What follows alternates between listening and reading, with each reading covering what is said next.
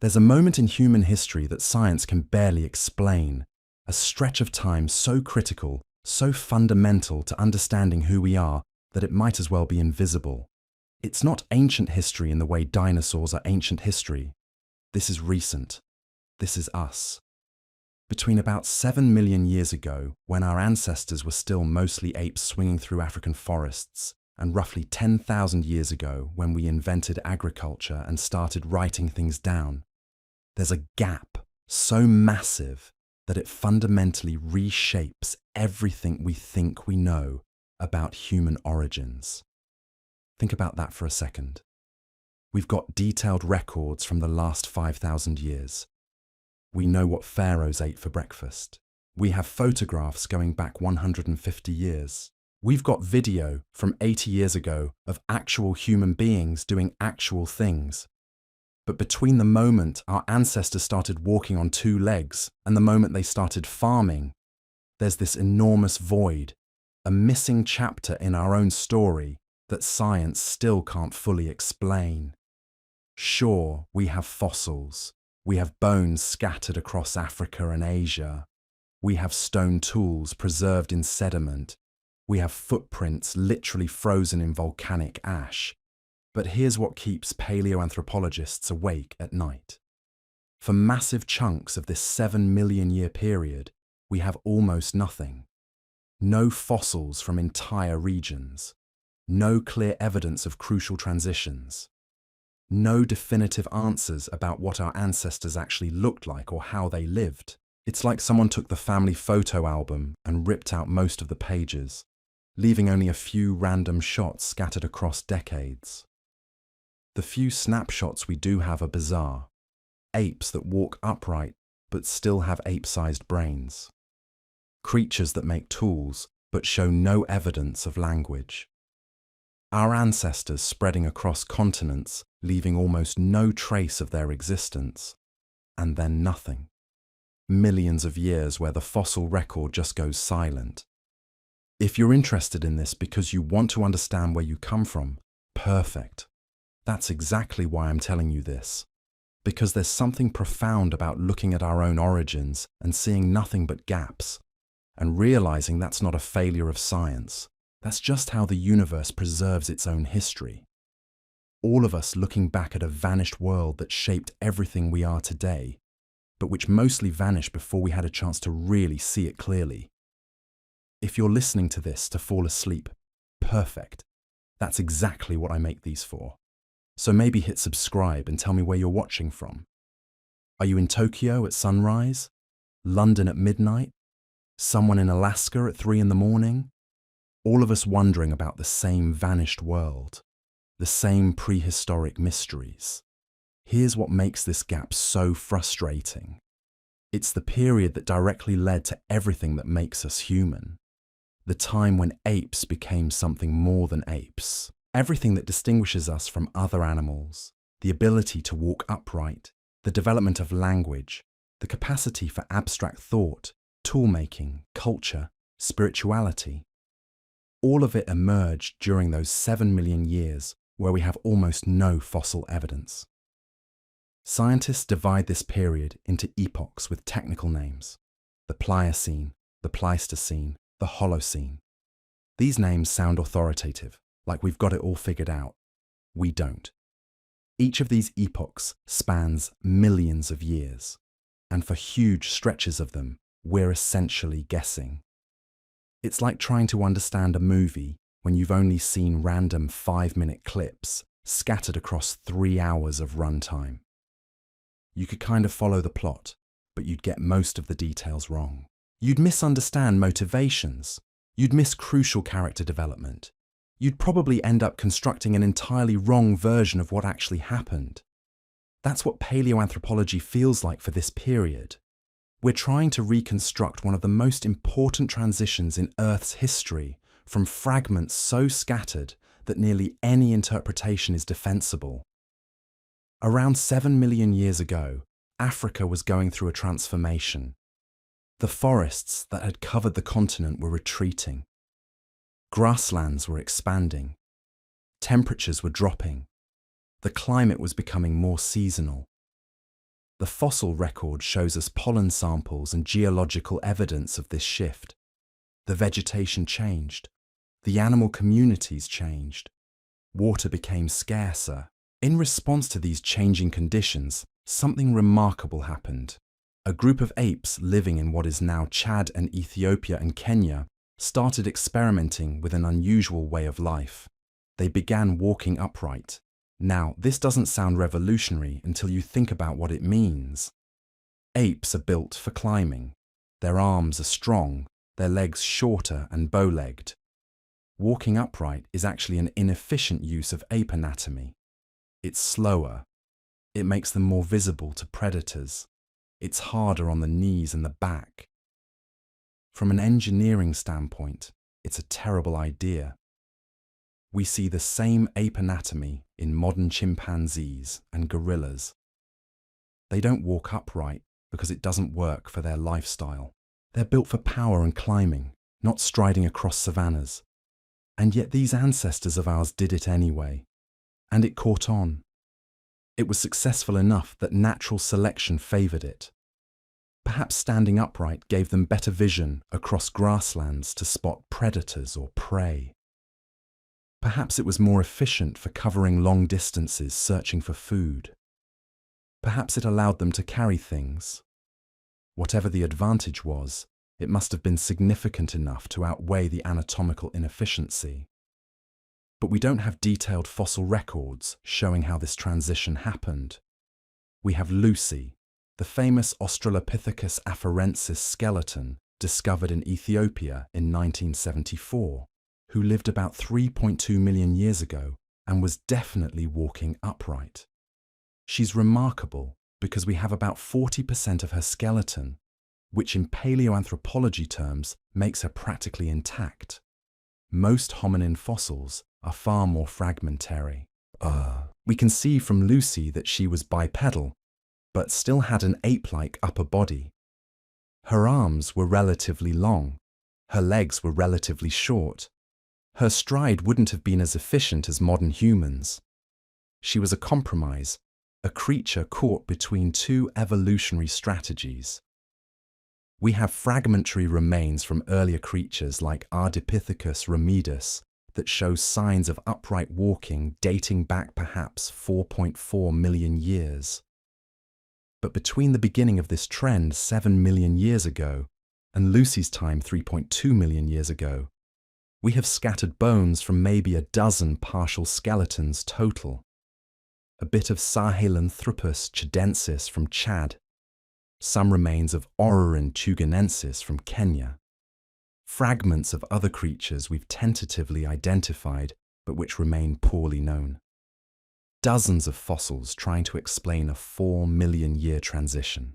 That's roughly one fossil per 300,000 years, and most of these fossils are just jaw fragments or teeth or isolated bones. We don't have continuous skeletal material. We don't have skulls showing how the face was changing. We don't have complete limb bones showing exactly how the locomotion was evolving. The gaps are enormous, and they're not random.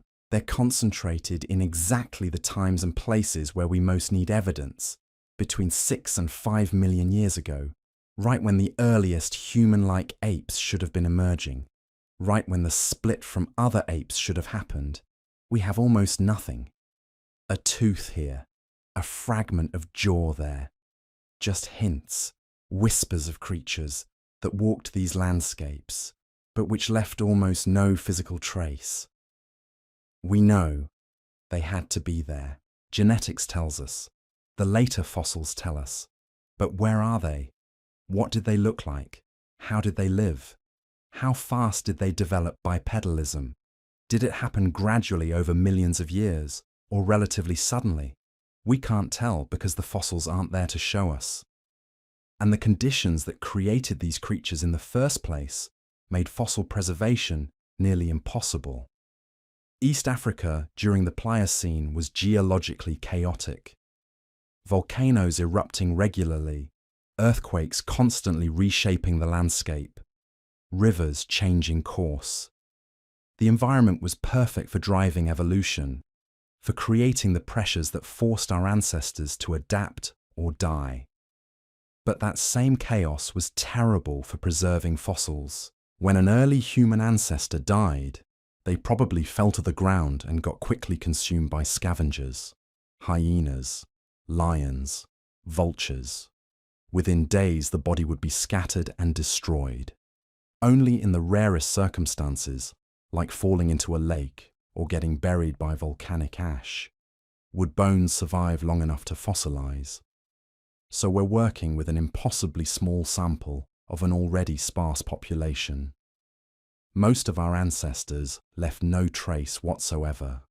The few that did fossilize represent incredible luck, and we've only found a fraction of even those lucky fossils. The vast majority are still buried in rocks that haven't been exposed yet, or they were destroyed by erosion, or they're sitting on the ocean floor, or they're buried under cities that humans built after we stopped being concerned about leaving fossils behind. When we actually do find early human fossils, the gaps between them are staggering. We have fossils from 7 million years ago showing early bipedal apes, then nothing for hundreds of thousands of years, then fossils from 6 million years ago, and they've changed slightly, but we can't trace how or why. Then millions of years of silence again. It's like having photographs of a person at age 2, then not seeing them again until they're 12. You can see they've changed. You can guess that some development happened in between, but you're missing almost everything that made them who they are. The walking revolution was just the beginning, though. Around 4 million years ago, something else started to happen. The brains of these upright apes started getting bigger. Not dramatically, not quickly, but measurably over generations. Australopithecus afarensis had a brain size around 430 cubic centimeters, roughly the size of a chimpanzee brain. Homo habilis appeared around 2.4 million years ago with a brain around 600 to 650 cubic centimeters. That's a significant increase. Homo erectus emerged around 1.9 million years ago, with brain sizes ranging from 750 to over 1,200 cubic centimeters. Modern humans average around 1,400 cubic centimeters. So over roughly 2.5 million years, our ancestors' brains nearly tripled in size. That's an extraordinary transformation. It's one of the most dramatic neural developments in vertebrate history. But this transition, one of the most important in human history, is almost completely mysterious. We don't have intermediate forms. We don't have fossils showing how and why brain size increased. We don't know what selective pressures drove this change. Maybe it was related to tool use. Making more sophisticated tools might have required bigger brains to plan and execute the mental steps necessary. Maybe bigger brains allowed better hunting and gathering strategies, better understanding of animal behavior, better ability to remember locations of food sources. Maybe they allowed more complex social interactions, the ability to track relationships and hierarchies within larger groups. Maybe they were necessary for developing language. Or maybe it was some combination of all of these things. We don't know. We're speculating based on the endpoints we can see, not the process we can observe. And it's maddening because we should be able to see this process. We should have skulls showing gradual changes from earlier populations to later ones. We should have evidence from multiple regions showing parallel developments.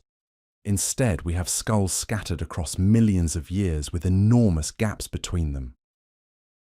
The fossil record should show us this transition in detail. One of the most dramatic neural developments in Earth's history should be documented in exquisite detail. Instead, we have scattered skulls from a few locations, each one separated from the next by hundreds of thousands of years of missing time. Imagine trying to understand human development if your only data points were baby photographs, school photos from various years, some wedding photos, and a few pictures from old age. You could see the pattern. You could guess at the major changes, but you'd miss the actual process of growing up. That's what we're dealing with in early human evolution. We see the start point and the end point, but miss almost everything in between, and the gaps create space for massive debate and uncertainty. Scientists still argue about how many species we should recognize during this period. Was Homo habilis a real species or just a variant of Australopithecus with a larger brain? Where does Homo erectus fit into the family tree? Are there unknown species we haven't discovered yet? Some researchers think there might have been multiple human species coexisting in Africa during the transition from Australopithecus to early Homo. Different populations adapting to different environments, some succeeding and giving rise to later human lineages, others going extinct without leaving descendants or fossil records. Maybe some of these parallel lineages competed with each other. Maybe they occasionally interbred. Maybe they peacefully coexisted in different geographic regions. But the fossil evidence is too sparse to tell us which scenario is correct. These aren't academic quibbles. They're fundamental questions about our own ancestry. They matter, and we can't answer them with confidence because the fossil record is too incomplete. The brain wasn't the only thing changing during these 4 million years. The face was changing too. Jaws became smaller, teeth became smaller. The massive jaw muscles that powered the chewing apparatus in earlier hominins diminished significantly. You can see this by looking at the bony crests on the top of skulls. Australopithecus had large sagittal crests that anchored enormous chewing muscles. Later, hominins have much smaller crests or none at all. This suggests our ancestors were eating different foods, processing them differently, maybe using tools to prepare food. All of this makes sense from an evolutionary perspective. As brains got bigger, they demanded more energy. Brains are metabolically expensive. A human brain uses about 20% of our total body energy, even though it's only about 2% of our body weight. Our ancestors needed to find more efficient ways to fuel those larger brains. Processing food with tools allowed them to eat softer, more nutrient-dense foods. Instead of spending hours chewing tough plant fiber or spending all day searching for food, they could use tools to break things open, to process seeds, to extract marrow from bones. Cooking, if it was discovered during this period, would have made food even more digestible and energy efficient. Food that's been cooked is easier to break down. The proteins are partially broken apart. The starches are partially broken apart. Your digestive system doesn't have to work as hard. It gets more nutrition from the same amount of food. But here's the problem. We don't have clear evidence for when cooking started. Some researchers point to evidence of controlled fire use as far back as 1.9 million years ago from sites in Africa. Others argue that convincing evidence of controlled, maintained fire doesn't appear until much more recently, maybe 400,000 years ago. And the fossil record doesn't help us decide. We can't see evidence of cooked food in bones. We can't determine if a hearth was deliberately created and maintained, or just the remains of a natural fire that hominins used but didn't create. Finding fire-blackened stones doesn't prove cooking. They could have been blackened by any fire. Finding a ring of stones doesn't prove a hearth. It could be coincidence. The transition from eating raw food to processed food, and eventually to cooked food, which must have been revolutionary for human development, is hidden in gaps and ambiguities. Some anthropologists argue that cooking was as important to human evolution as the development of language. Cooking makes food more digestible. It kills parasites and pathogens. It allows humans to extract more nutrition from the same amount of food. It even affects brain development. Children who eat cooked food grow larger brains than children who eat only raw food. Cooking freed up time that had previously been spent chewing and digesting. If your food is softer and more easily digested, you don't have to spend as much time on it. That freed up time could be spent on other activities like tool making or socializing or planning or caring for children. The development of cooking could have allowed family groups to grow larger. It could have allowed populations to expand into new regions where food was scarce and required more processing. We're missing the moment our ancestors realized fire could be used for cooking. We're missing the evidence of how this discovery changed human society, how it allowed populations to grow, how it freed up time and energy for other pursuits. We're missing almost all the details of this fundamental transition that may have been as important as any other development in human prehistory. And this pattern repeats across every major development in early human evolution. The shift from living in trees to living on the ground, the beginning of tool use, the development of hunting versus scavenging, the emergence of complex social structures. Each of these represents a revolution in how humans lived. Each one should leave clear evidence in the fossil record or the archaeological record. Each one is substantially missing from our knowledge. The fossil record from 4 to 2 million years ago shows us general trends. Brains getting bigger, jaws getting smaller, geographic distribution expanding. But it doesn't show us the mechanisms. It doesn't show us the transitions between species. It doesn't show us how changes happened or why.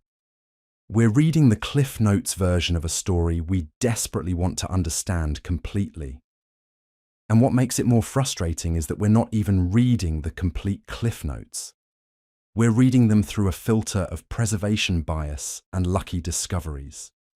For every fossil we find, there are probably thousands we'll never discover because they were destroyed by geological processes, or they're buried in rocks we haven't excavated. So we're not just dealing with incomplete evidence, we're dealing with a biased sample of incomplete evidence. The real mystery deepens when we look at stone tools. Around 3.4 million years ago, the oldest known stone tools appear in the fossil record. They've been found at sites like Lomekwi in Kenya and other locations across East Africa. Simple at first, just rocks struck together to create sharp edges. Flakes knocked off a core stone, but effective. Sharp enough to cut through animal hides. Sharp enough to scrape flesh from bones. Sharp enough to extract marrow from bones by cracking them open. Sharp enough to be genuinely useful. The earliest Oldowan tools, named after Olduvai Gorge where they were first recognized, show someone understood that hitting one rock with another in the right way would produce a sharp edge. That's not obvious. It requires understanding material properties. It requires an understanding of cause and effect. It requires planning. But here's the problem. We don't know who made these 3.4 million-year-old tools. The earliest stone tools predate Homo habilis by several 100,000 years. So either Australopithecus was making them, or there was another hominin species doing it that we haven't found fossils of yet. We have multiple hominin species living in Africa around that time. Australopithecus afarensis was around from about 3.9 to 2.9 million years ago. Australopithecus africanus lived from about 3.5 to 2.5 million years ago. Kenyanthropus platyops, known from very few fossils, lived around 3.3 million years ago. Possibly others we haven't identified yet. Which one invented tool making? Why did one species develop the ability to deliberately shape stone while other species didn't? Did tool use give them an evolutionary advantage? Did it lead directly to larger brain sizes? Or is the connection between tool use and brain enlargement just coincidental? Maybe tool use emerged much earlier than 3.4 million years ago, but we've only found the durable stone tools from that period. Maybe earlier toolmakers used wood and bone that didn't survive. These are crucial questions about human development, and we don't have clear answers.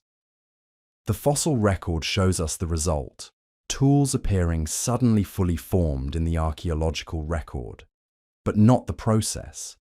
It's like finding a perfectly written novel without knowing who wrote it or where the inspiration came from. Did the tool-making ancestor already exist when the first stone tools were made? Or did the development of stone tools somehow drive the evolution of a tool-making lineage? We can't tell because the fossil record is too sparse. The oldest tools are followed by a gap. Then tools appear again, slightly more advanced. Then another gap. The progression isn't smooth and documented. It's fragmentary and mysterious. Around 2.4 million years ago, older one tools become more common in the archaeological record. These are simple stone tools, basically rock struck to create sharp edges. Not sophisticated by later standards, but they're efficient. They're found across Africa in layers dated to increasingly later periods, suggesting continuous tool use and refinement over hundreds of thousands of years. Then around 1.5 million years ago, Acheulean hand axes appear. These are more sophisticated tools, often teardrop shaped, worked on both sides to create symmetrical edges. They required more planning and more skill to produce. Acheulean hand axes are found across Africa, Europe and Asia, persisting as a toolkit for over 1 million years. But we have almost no intermediate forms between simple Oldowan tools and refined Acheulean hand axes. Did the transition happen gradually as populations refined their techniques? Did it happen suddenly as a new group with better understanding of stone knapping spread out and replaced earlier populati? Irons? Did different regions develop Acheulean tools independently? We don't know. The gaps between tool types are just as mysterious as the gaps between hominin species. And then we have the migration out of Africa. Homo erectus migrated out of Africa around 1.9 million years ago, spreading to Asia and eventually Europe. This was the first time a hominin species had significantly expanded its range beyond Africa. But we don't know exactly why these early humans left Africa. Was there a drought pushing them out? Did they follow animal migrations across newly opened grasslands? Were they pushed out by competition with other hominin species? Did they develop better technology that allowed them to survive in new environments? The fossil record doesn't tell us. We see African sites with Homo erectus. Then later, we see Homo erectus sites in Java, in China, in the Middle East. But the transitional period, the actual moment of migration and dispersal, the archaeological evidence of the journey itself, is poorly documented. The tools don't change dramatically between early African Homo erectus and early Asian Homo erectus, which suggests the migration happened relatively rapidly, perhaps in just a few thousand years, before significant evolution of tool types occurred. But how recent? Was it 1.9 million years ago, or 1.5 million years ago, or 1 million years ago? The dating is uncertain because volcanic ash deposits are rare and difficult to date precisely. The mechanism is unknown because we have no archaeological sites documenting the route. The routes are debated. Were they walking across land bridges, following river valleys, hugging coastlines, moving slowly or quickly? We know it happened because we find Homo erectus fossils on multiple continents. But we don't know how it happened or why. And the stone tool record doesn't provide a clear narrative either. Between early Oldowan tools and later Acheulean hand axes, there's a gap in the record that could represent hundreds of thousands of years of tool development that we can't see. Did tool design gradually become more sophisticated? Did it happen in sudden bursts of innovation? Were there regional variations we're not aware of because we haven't found the fossils? We don't know.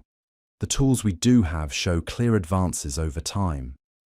Acheulean hand axes from 1.5 million years ago and later show remarkable symmetry and sophistication. They're clearly the result of sophisticated planning and technique. But we don't have fossils showing the intermediate steps between simple older one tools and refined Acheulean hand axes. We're missing the evidence of how this crucial technological transition occurred. And here's what makes it even more mysterious. Later tools, from Homo neanderthalensis and early Homo sapiens, show tremendous regional variation.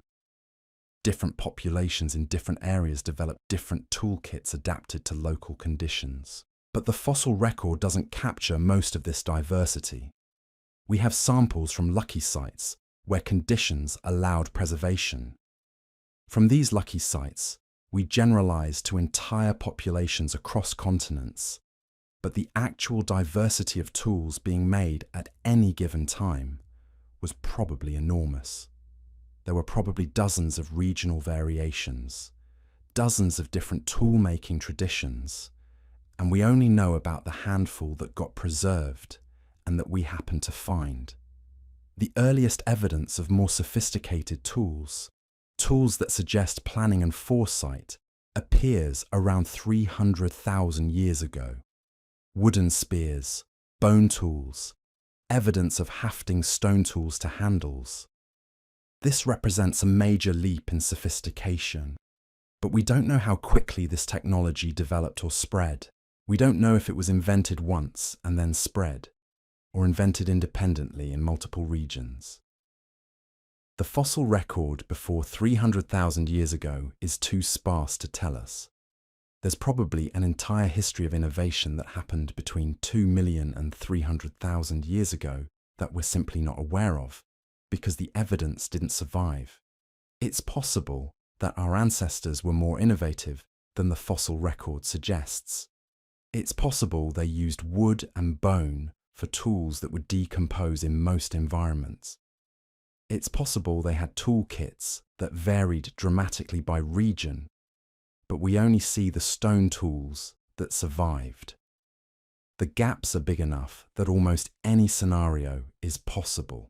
And as we get closer to modern humans, the gaps don't disappear. They just change shape. The record gets slightly better because there's more of it, but major transitions are still missing. The emergence of language, for instance. This is arguably the most important development in human history. Language allowed abstract thought. Language allowed knowledge to be preserved and transmitted across generations. Language allowed cooperation on scales that would have been impossible without it. Language created culture, art, mythology, belief systems. Language allowed humans to plan for the future and learn from the past in ways no other species could.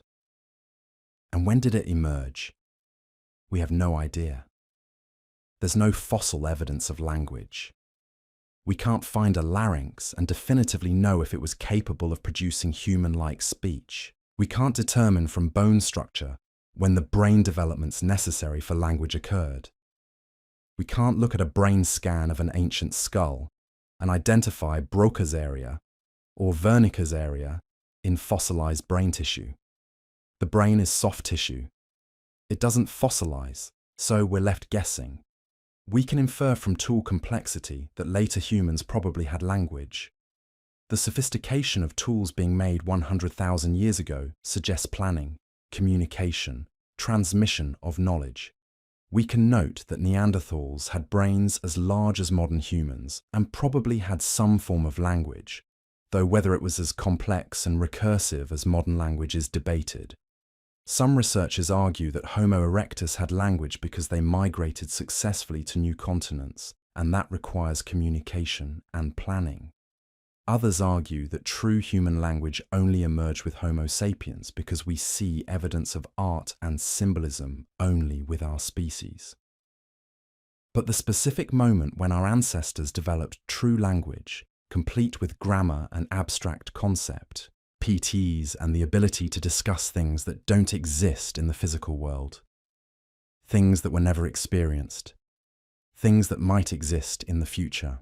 That moment is completely hidden from the fossil record. Did language emerge suddenly as a result of a specific genetic mutation that reorganized brain connections? Did it develop gradually over hundreds of thousands of years as brains grew larger and more capable? Did it emerge in one population and spread through migration and cultural transmission? Or did it emerge multiple times independently? We don't know. The evidence is invisible, and language is just one of dozens of crucial developments that are missing from our understanding of human prehistory. The emergence of religion or spiritual belief. When did humans first ask existential questions? When did they first wonder about death and what comes after? The development of art and music. We have evidence of art going back at least 40,000 years, with cave paintings and sculptures. But when did humans first feel the urge to create art?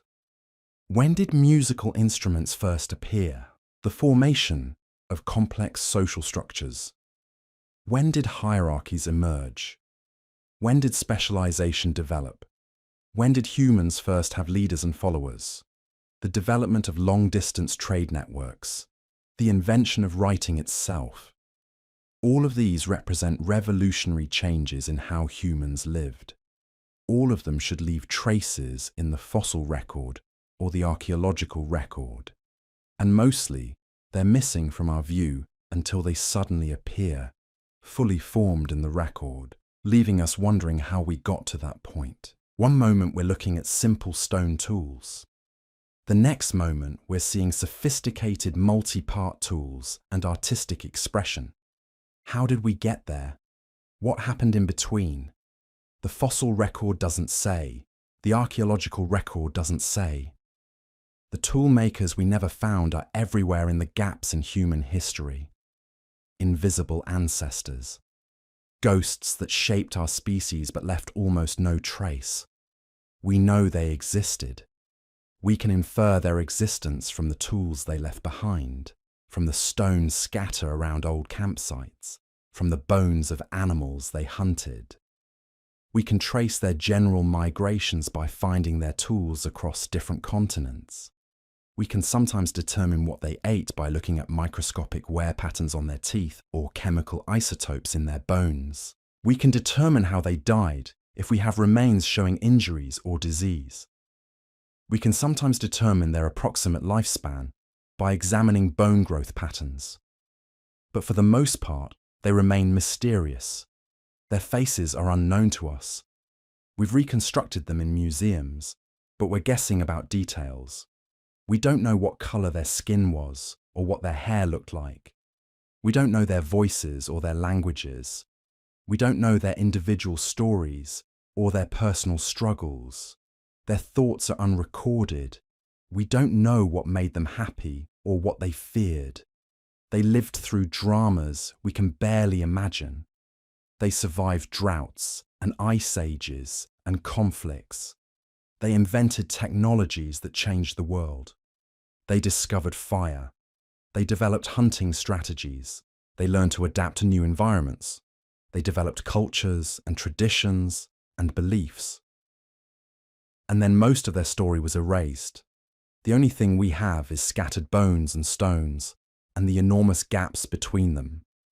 Those gaps tell us that human history is far more complicated and mysterious than we like to admit. But the mystery doesn't stop with our early ancestors. It actually gets worse the closer we get to the present. Because not only are our oldest ancestors hiding in the fossil record, but there are entire human species that existed and then vanished that we're still discovering. We didn't even know they were real until recently. Think about that for a moment. There were entire lineages of humans that walked the earth, that hunted and survived and adapted to different environments, and we had absolutely no idea they existed. These weren't primitive creatures frozen in time. They were sophisticated enough to migrate to islands, to develop specialized adaptations to extreme environments, to create their own cultures and technologies. And we missed them entirely because of the same preservation bias that hides everything else. This is what makes the 21st century so strange for paleoanthropology. We're constantly discovering that our ancestors were stranger and more diverse than we ever imagined. Every decade brings new finds that force us to rewrite textbooks and challenge our assumptions about what early humans were capable of. Consider Homo floresiensis, the so-called hobbits of Indonesia. These were humans, actual members of the genus Homo, but they were only about 3 feet tall. Imagine humans shrinking to 3 feet high, developing brains a quarter the size of modern human brains, and yet still managing to hunt dwarf elephants and create sophisticated stone tools. Homo floresiensis lived on the island of Flores in Indonesia until at least 50,000 years ago. We didn't discover them until 2004. Before that discovery, we had no idea they existed. Not a hint, not a clue. Nothing in the fossil record suggested that humans had ever evolved to be that small or that they'd spread to the Indonesian islands. Then suddenly there they were, thousands of bones in a cave system, completely rewriting our understanding of human evolution and dispersal. The discovery forced us to ask uncomfortable questions. If we didn't know about Homo floresiensis until 2004, how many other human species are still hidden in caves and rock shelters and remote archaeological sites? How many lost branches of the human family tree are we still waiting to discover? The fact that an entire human species living until so recently could be completely unknown to science suggests we're only seeing the tip of the iceberg. Scientists found evidence that these small humans had made tools, hunted large prey relative to their size, and showed some signs of ritualistic behavior around bones and remains. But here's what makes it truly mysterious.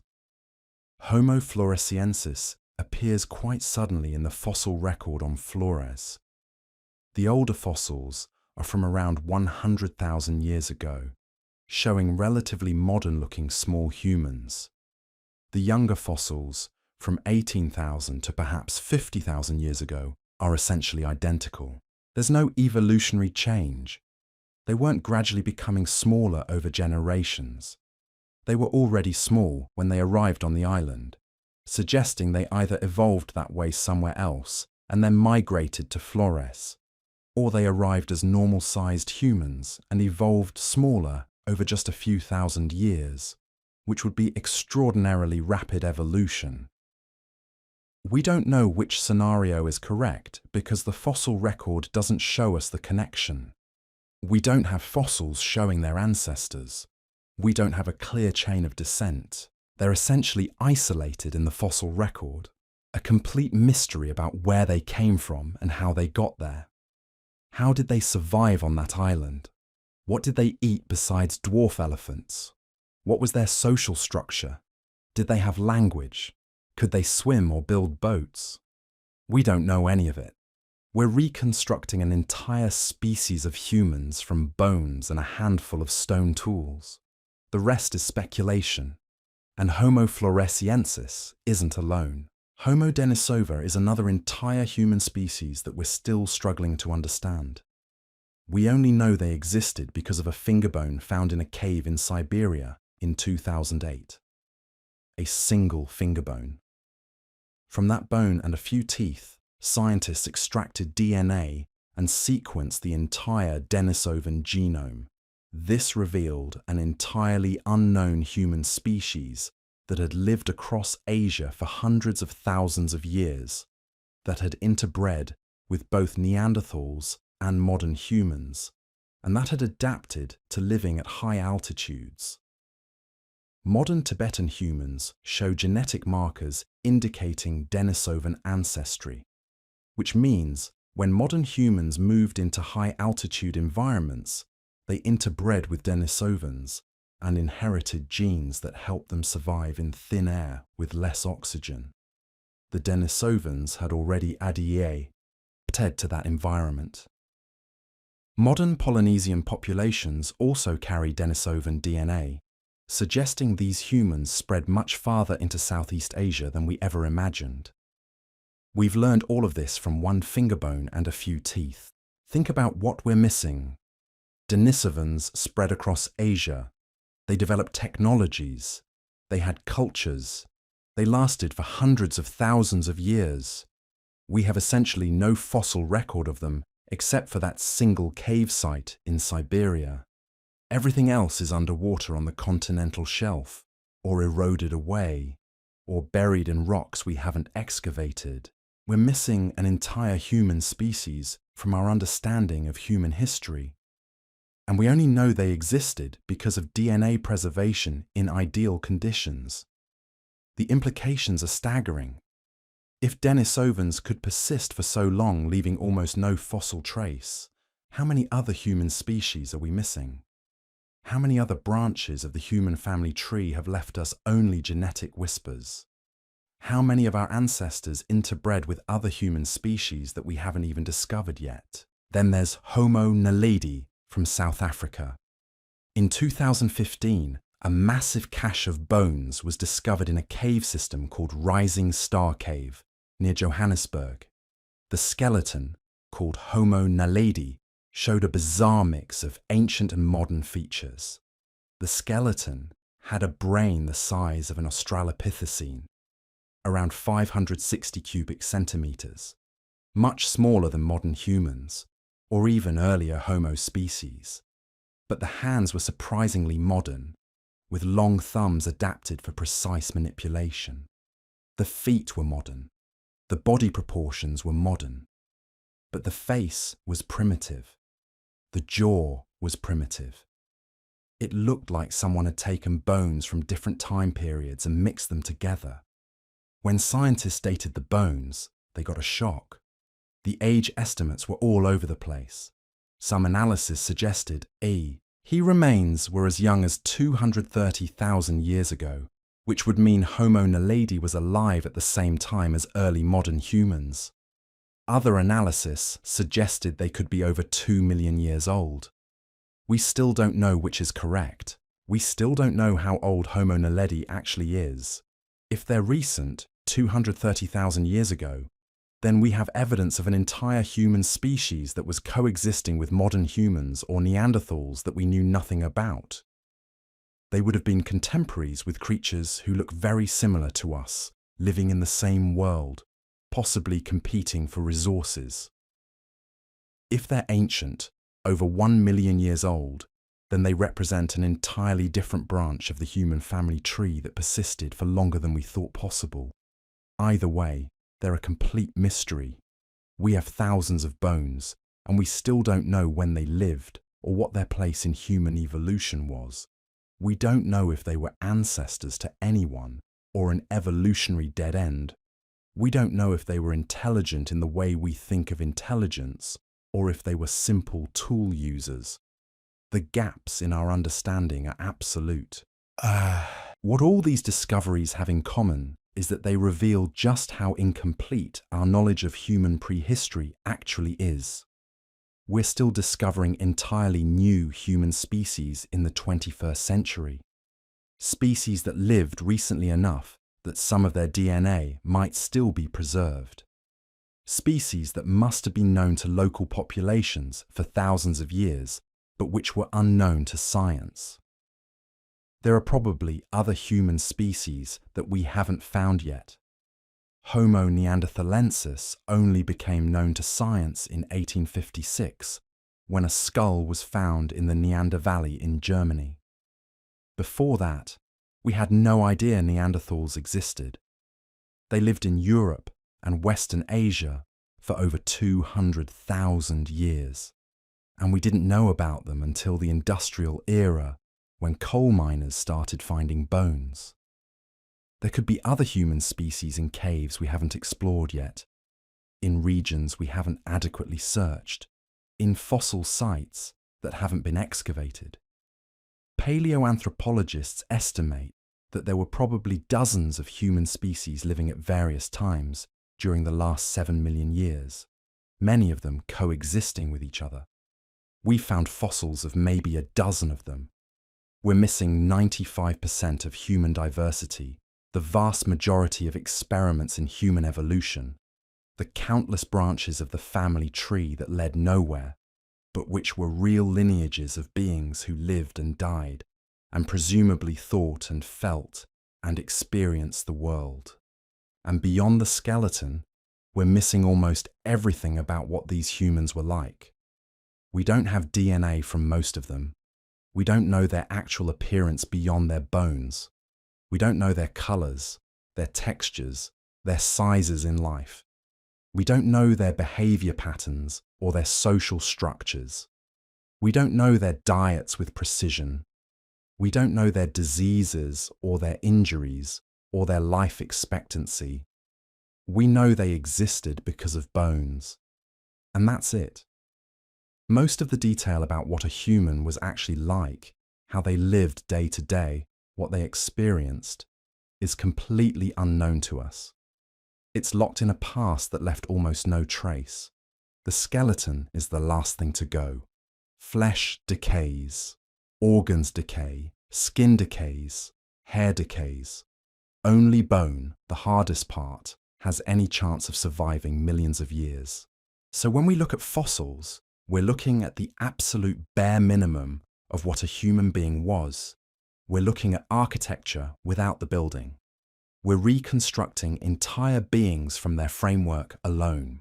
Now let's talk about what happened after our ancestors left Africa and spread across the entire planet. The Pleistocene epoch, spanning from about 2.6 million years ago to roughly 11,700 years ago, was dominated by repeated ice ages. Glaciers would advance, covering huge swathes of the northern hemisphere in ice miles thick. Then they'd retreat. Then they'd advance again.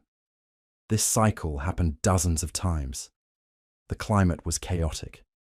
Temperatures swung wildly, rainfall patterns shifted. Entire ecosystems would emerge and collapse within just a few thousand years. And during all of this climatic chaos, humans were trying to survive and spread to new regions. The fossil record from the ice ages is catastrophically incomplete. Here's why. When glaciers advance, they're like continental bulldozers. They scrape away everything. Topsoil, bones, artifacts, anything that was on the surface gets ground up or pushed aside. Entire archaeological sites just disappear. When the ice melts, the meltwater floods are enormous. Water that would drown entire regions. These floods carry sediment and scour away more evidence. The landscape transforms completely. A valley might become a canyon. A river might change course entirely. Ancient campsites get buried under meters of sediment or destroyed by erosion. And it's not just the glaciated zones that are affected. The ice ages caused global climate shifts. Sea levels dropped by hundreds of feet when all that water was locked up in glaciers. That exposed vast areas of continental shelf that are now underwater. The Bering Land Bridge connecting Asia and North America was thousands of miles of dry grassland during ice ages. It's now underwater. The Indonesian archipelago was a single connected landmass called Sunda during ice ages. It's now broken up into islands. The Persian Gulf was a river valley with lush vegetation. It's now sea. All those areas were places where humans lived. We know they lived there because when we've done underwater archaeology in shallow areas, we've found stone tools and old campfire remnants and other evidence. But most of it is underwater now, buried under sediment, inaccessible to archaeologists. We're missing entire human populations, entire cultures, entire chapter of human history that's sitting on the ocean floor under hundreds of feet of water and marine sediment. We've barely explored those underwater landscapes. We have better maps of Mars than we do of the continental shelves off our coasts. And the continental shelves represent millions of square miles of lost human history. The archaeological record from the ice ages on land is equally sparse. Open-air sites, places where people actually lived most of their time, almost never preserve. An animal dies on a hillside in an open grassland, and it gets consumed by scavengers, exposed to weather. Bones scatter and deteriorate and become dust within just a few decades or centuries. For something to fossilize or even to be preserved as an artifact, it needs to be protected from the elements. Caves provide that protection. That's why most of our knowledge of Ice Age humans comes from caves. But humans didn't spend most of their time in caves. Caves were refuges, places to shelter in bad weather or escape predators. People lived in open camps, in river valleys, on hillsides, in forests. Those places almost never preserve anything. An open campsite from 50,000 years ago would have stone tools scattered around from making and using implements, maybe some bones from meals, maybe blackened rocks from a hearth.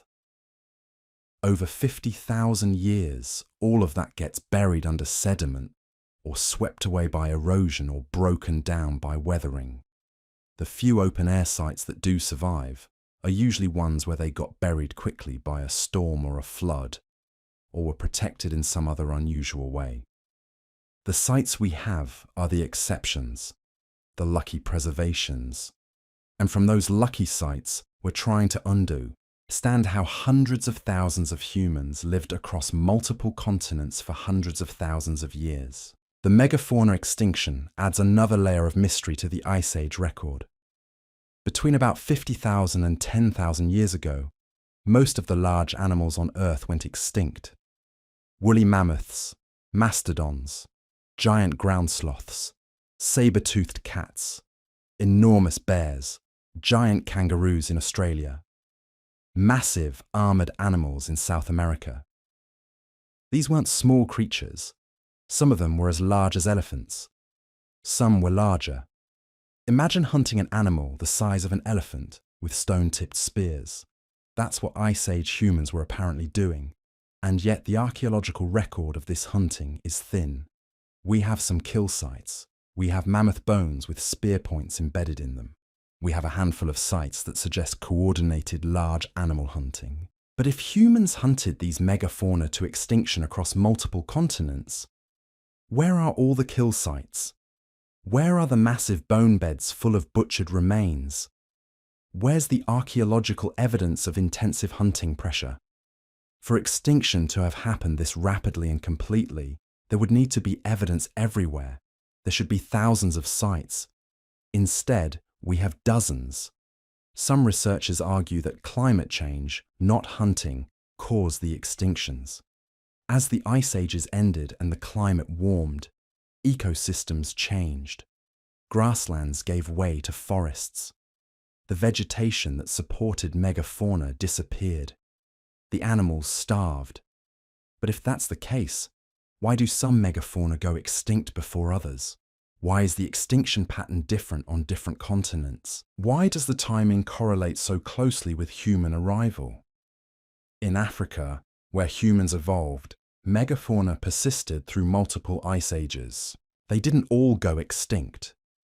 But in Australia, where humans arrived relatively recently, perhaps 50,000 years ago, the megafauna died out within just a few thousand years of human arrival. In North America, a similar pattern. Humans arrived, and within a few thousand years, most of the large animals were gone. Is that coincidence? Or is there a connection? We don't know because the archaeological record doesn't give us clear answers. The evidence is too sparse. The gaps are too large. Then we get to the question of when humans actually became behaviorally modern. We have anatomically modern humans, humans with skeletons that look like ours, dating back at least 200,000 years. We know this because skulls from sites like Omo Kibish in Ethiopia show modern-looking features going that far back. But behavioral modernity, the suite of behaviors that we think of as characteristically human, seems to emerge much later. Symbolic thinking, art, complex tool-making, language, abstract reasoning, religion. These behaviors leave traces in the archaeological record, paintings on cave walls, sophisticated multi-part tools, burials suggesting beliefs about an afterlife, carved figurines suggesting artistic impulse. These things don't appear until relatively recently. Most evidence for symbolic behavior in art doesn't appear until maybe 100,000 years ago, and it becomes common only after about 40,000 years ago. So we have an enormous gap. Anatomically modern humans existing for over 100,000 years before they show signs of behavioral modernity. Or does the gap mean we're not looking in the right places? Maybe behavioral modernity emerged earlier, but we haven't found the evidence. Maybe there are caves we haven't explored that have older art. Maybe humans created art on materials that don't preserve, like wood or skin or plant fibers. Maybe they had symbolic thinking and language, but didn't create physical artifacts that survived 100,000 years. The gaps make everything ambiguous. Then there's the question of how humans spread around the world. We know they did. We find human skeletons on every continent except Antarctica. But how? When exactly did they leave Africa? When did they reach Australia? When did they cross into the Americas? The evidence is sparse and the dates are contested. Did humans leave Africa 100,000 years ago, or 50,000 years ago, or even more recently? Some genetic evidence suggests modern humans split from Neanderthals maybe 200,000 to 300,000 years ago and never actually left Africa until much more recently. Other genetic evidence suggests multiple waves of migration. Some researchers argue for an early migration to Australia as much as 65,000 years ago.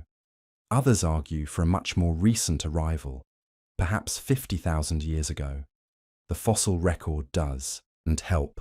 We have almost no human fossils from the critical periods when humans were supposedly spreading across continents. We have bones from Africa. We have bones from Europe showing Neanderthals and later modern humans. We have some scattered bones from Asia. But the trails are cold. The migrations are invisible. We're missing the actual evidence of how the greatest human diaspora in history happened. The movement of populations across land bridges and along coastlines. The adaptation to new environments. The conflicts with established populations. It's one of the most important stories in human history, and we can barely see it happening. Imagine the drama of reaching a new continent. The first humans to set foot in Australia, having crossed water they couldn't possibly understand how to traverse. The first humans to reach the Americas, following game across landscapes their ancestors had never seen. The development of entirely new cultures, adapted to entirely new environments. All of this happened. All of it shaped the world we live in today. And almost all of it is invisible to us. We're trying to understand the greatest human adventure story in history from a handful of scattered remains. The reason all of this is hidden is fundamentally about how the world destroys its own history. Bones don't last forever. They decompose. They dissolve in acidic soil. They weather and crumble. Bacteria colonize bone and create acid that eats away at the mineral structure. Fungal hyphae penetrate through the bone matrix, creating tiny tunnels that weaken structure. Plant roots crack bone as they grow through it. Temperature fluctuations cause expansion and contraction that causes hairline fractures that eventually shatter bone into pieces. Fossils require perfect conditions to form, the right kind of sediment, the right minerals in groundwater, protection from scavengers before burial, protection from disturbance after burial. Most organisms that die don't fossilize. They decay completely and leave no trace. We're finding the exception to the rule with every fossil. For every skeleton that survives millions of years, there are probably millions of skeletons that completely decomposed and disappeared. We're getting a biased, incomplete, fragmentary view of the past. And it gets worse the more recent we look. Recent bones should preserve better, right? It's not as old. It hasn't been exposed to as much weathering. And yet, paradoxically, the archaeological record from 50,000 years ago is much sparser than the fossil record from 2 million years ago. That's because preservation is all about luck and conditions, not about time.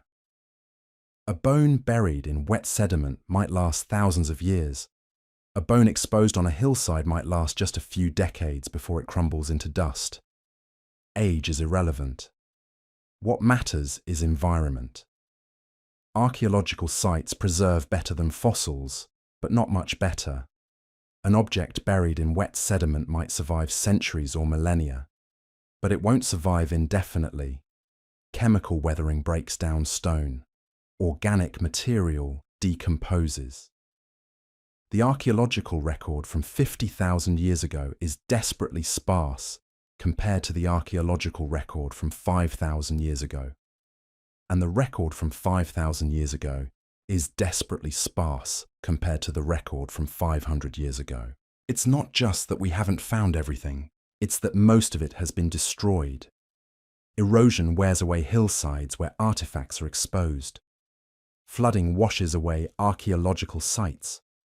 Glaciers crush everything beneath them. Sea level rise drowns entire landscapes. The Earth itself is actively destroying the evidence of human prehistory as quickly as it preserves it.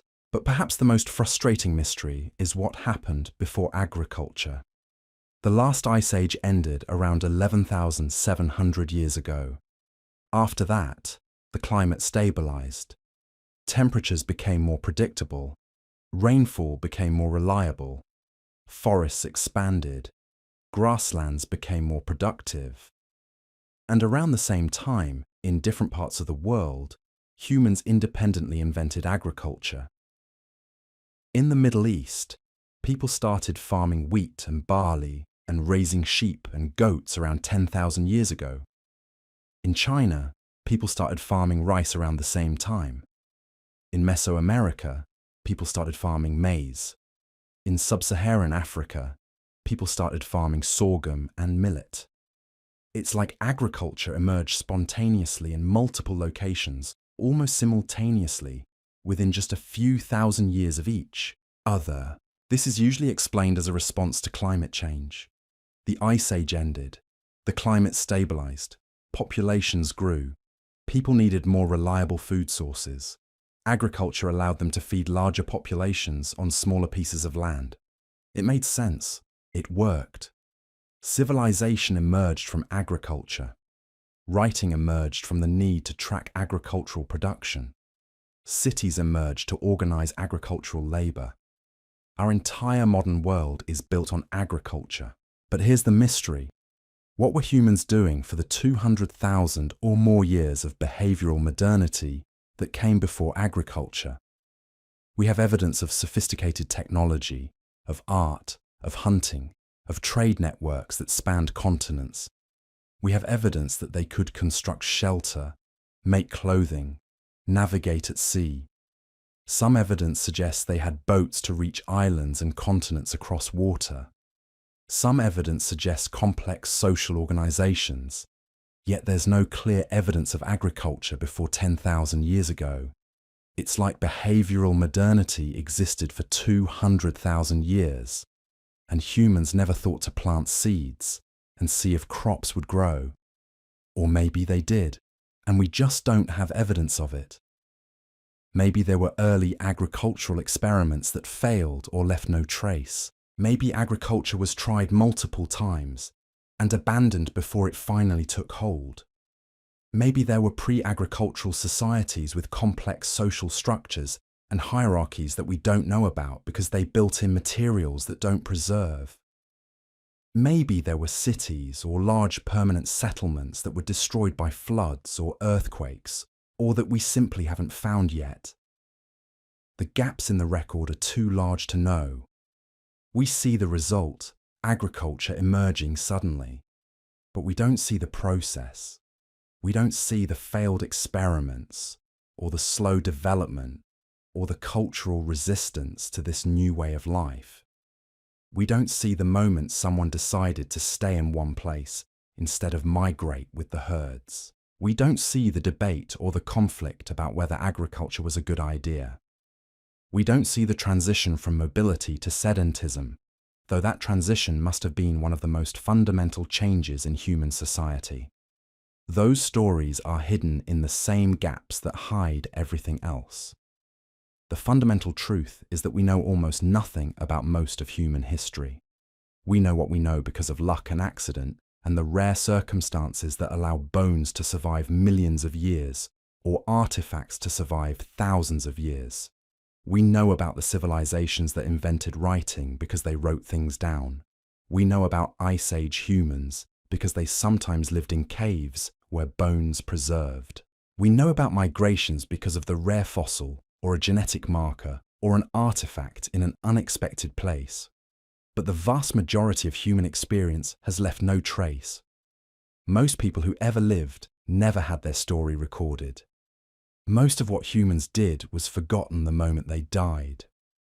We're reconstructing vast epochs of history from fragments so small that we could fit them in a room. We're looking at shadows and trying to understand the light that cast them. We're seeing the skeleton and trying to imagine the living being. The gaps aren't failures of science, they're the normal state of deep time. Almost everything is forgotten.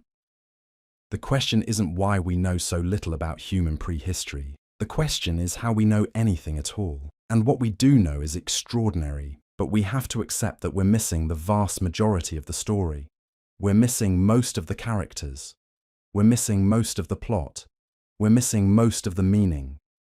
All we have are fragments, scattered across millions of years, preserved by chance, found by luck.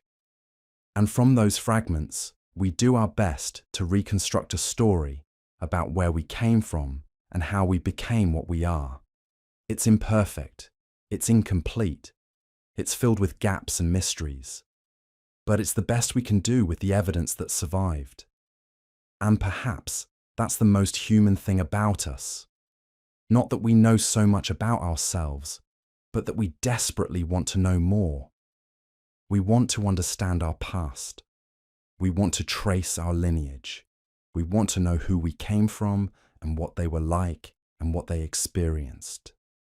Even though most of that story is lost forever, even though we'll probably never find most of the answers, we keep looking, we keep digging, we keep asking questions. We keep trying to piece together a coherent narrative from fragments that barely tell a story at all. We're descendants of survivors. We're products of luck and chance and countless accidents that aligned perfectly to make us possible. And our entire history, everything that made us who we are, is almost entirely hidden from us. Hidden in gaps too large to cross. Hidden in time too deep to see. Hidden in a past that erased almost all evidence of its own existence. But we're still here. We're still curious.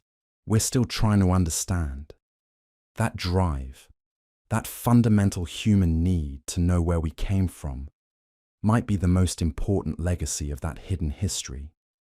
Our ancestors survived ice ages and droughts and migrations across unknown lands.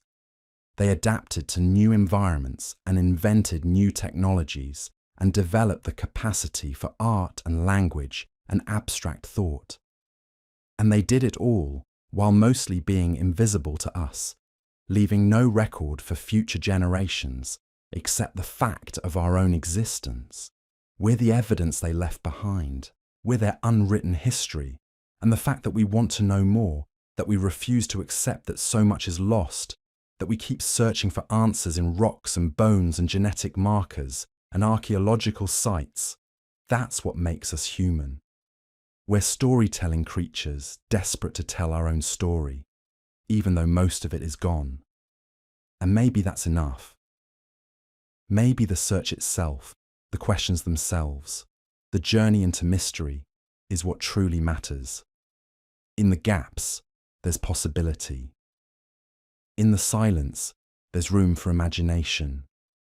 In the lost epochs, there's the endless frontier of human curiosity.